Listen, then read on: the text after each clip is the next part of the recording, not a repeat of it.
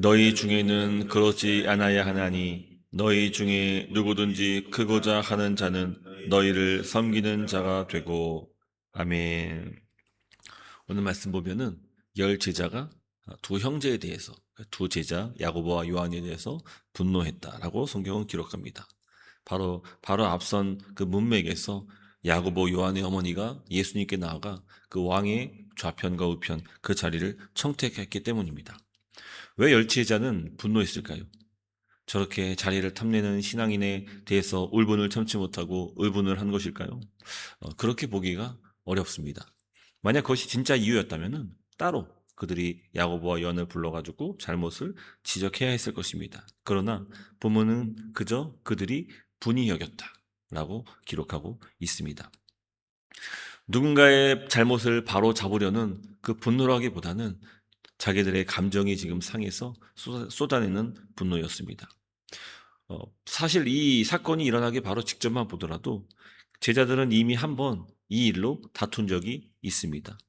가버나움으로 가는 길에서 12제자는 서로 누가 크냐라고 논쟁했습니다. 마가복음 9장에 나옵니다. 예수님께 직접 묻지는 못합니다. 그때 그 자기들끼리 그 길에서 뒤에서 소곤소곤 대면서 부끄럽게 다투었던 그 기억이 아마 이때 여전히 있었을 것입니다. 그러니 오늘 열 제자의 분노는 요한과 야고보의 행동이 잘못됐어라기보다는 그들이 먼저 선수쳤기 때문에 예수님께, 그것도 어머니를 동원해서, 갑자기 어머니가 어디서 등장했는지 모르겠지만 어머니가 나타나서 그 자리를 청탁하면서 선수쳤기 때문에 이들이 더욱 분노를 했던 것입니다. 그래서 이 제자들의 그 분노의 실체는 그들 안에 마음속에 담아 있었던 그 욕망이 가득했던 그 분노였음을 잘 보여주는 것입니다. 예수님은 이 소란을 그냥 내버려 두지 않으셨습니다. 제자들을 다 불러 모으시고 그리고 세상의 통치 방식을 정확히 짚으셨습니다. 오늘 본문 25절 말씀인데, 이방인의 집권자들이 그들을 임의로 주관하고 그 고관들이 그들에게 권세를 부리는 줄을 너희가 알거니와. 여기서 임의로 주관한다는 얘기는 바로 위에서부터 아래로 힘으로 눌러서 군림한다, 그런 의미를 가지고 있습니다. 당시 로마 총독이나 이 지방 영주들은 백성들 위해서 바로 그 군림하던 모습들, 그것이 있었기 때문에 아마 이런 세상의 통치 방식은 제자들도 잘 알고 있었을 것입니다. 누가 더 크냐, 서로 싸우는 것, 그리고 그 힘으로 상대를 누르는 것, 이것은 하나님께서 이 땅에 오셔서 이루시는 그 나라의 질서, 원리, 통치가 방식이 아닙니다. 이것은 제자들이 세상의 그 통치 방식을 보고 자기들도 앞으로 이와 같은 그 다스림을 하기 위해서 아마 그런 논리를 생각하고 있었을 것입니다. 하지만 우리 예수님은 곧바로 정반대의 원리, 하나님 나라 통치 질서를 가르쳐 주십니다. 26절 말씀입니다. 너희 중에는 그렇지 않아야 하나니 너희 중에 누구든지 크고자 하는 자는 너희를 섬기는 자가 되고. 그렇죠. 정반대죠. 세상 나라 사람들은 위로 올라갈수록 더 힘으로 세상을 다스리려고 합니다. 자기의 힘과 권력을 가지고 자기의 크기를 증명합니다. 반면 하나님 나라는 아래로 내려가고 섬기는 것으로 그 크기를 증명합니다. 하나님 나라가 실제로 움직이는 방식 자체가 세상 나라와 정반대라는 예수님의 선언입니다. 여러분, 높아지려 한다면은 하나님 나라 그 질서 가운데서 해야 할 일은 바로 낮은 곳으로 내려가는 것입니다. 더 높아지려는 것이 결코 아닌 것이죠. 제가 지난 주일에도 그런 설교를 하지 않았습니까? 이 세상이 정말 이 죄된 세상으로 가득한다라는 것을 보여주는 단정적인 예가 바로 높아지려고 하는 거예요. 힘을 가지려고 하는 것이고 권력을 가지려고 하는 것이고 결국은 그 힘을 가지고 사람들을 조종하려 들려고 한다는 것입니다.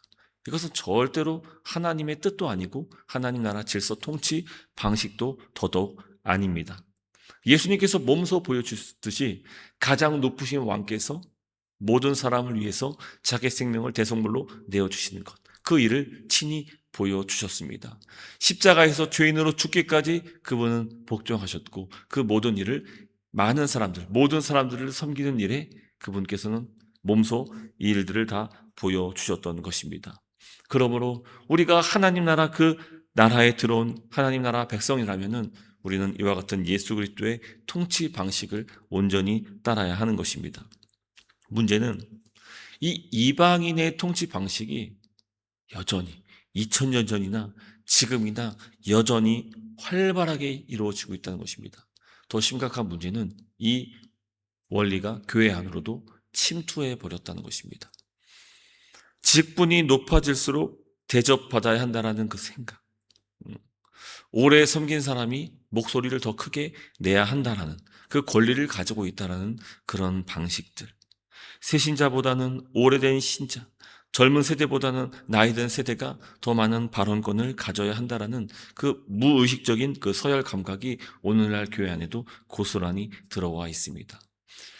지금은 많은 교회들이 개혁적인 교회로 바뀌고 있어서 이제는 위로부터가 아니라 아래로부터 내려오는 그 리더십을 발휘하는 그런 교회들도 참으로 많이 있습니다. 하지만 그럼에도 불구하고 여전히 우리의 의식 안에는 무엇이 있느냐? 바로 이 교회 가장 그 리더십을 발휘하는 그 사람들은, 그 직분자들은 대접을 받아야 한다. 그 권리를 존중받아야 한다라는 그런 의식이 안에 있는 것이죠. 하지만 여러분 기억하십시오. 우리는 말씀을 통해서 이와 같은 세상의 주관자들의 통치 방식을 완전히 버려야 하는 것이고, 오직 그리스도의 말씀을 따라 우리는 낮은 곳에서 섬기는 직분자로서 주님을 예배해야 될 줄을 믿습니다.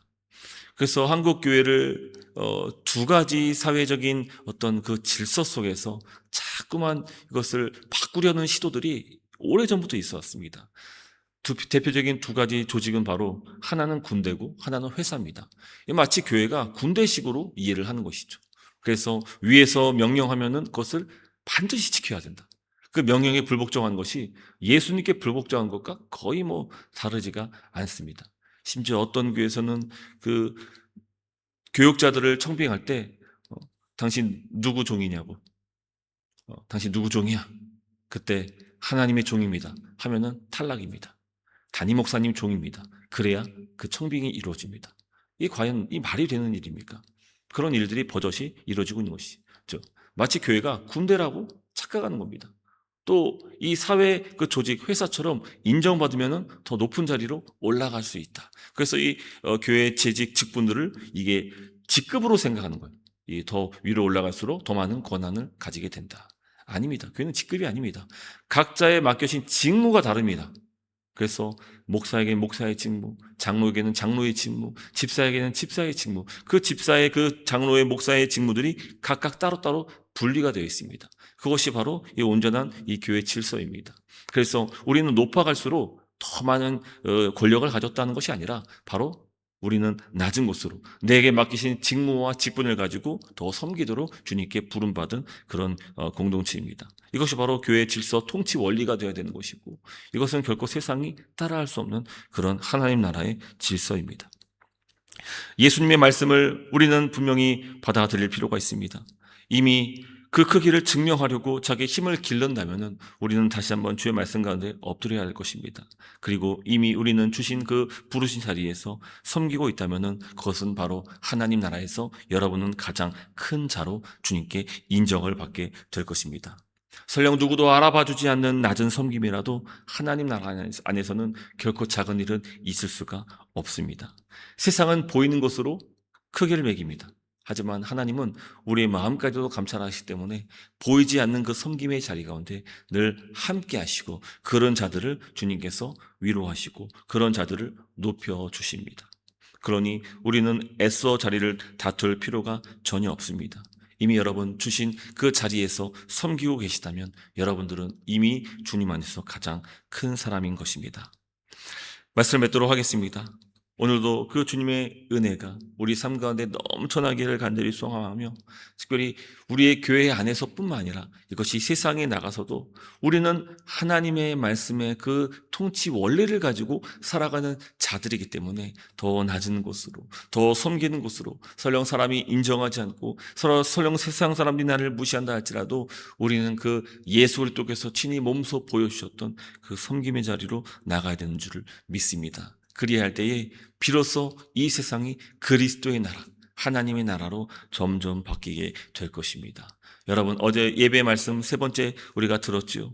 우리가 이 예배 가운데서 하나님의 크신 은혜를 기뻐하고 찬양하고 예배했다면은 이제는 파송을 받아서 예수 그리스도의 말씀의 원리를 붙잡고 세상 속의 빛과 소금으로 살아가는 그 몫이 바로 우리에게 주어진 삶의 예배입니다. 그러므로 우리가 이 주일 예배에서도 하나님 앞에 온전히 예배자로 설 수 있기를 바라며, 더 나아가서 세상에 나간 그 6일 동안에도 그 삶의 예배, 하나님 말씀을 붙잡고 순종으로 믿음으로 살아갈 수 있게 되는 그런 저럼 될 수 있기를 주님의 이름으로 축원합니다. 우리 같이 한번 기도했으면 좋겠습니다.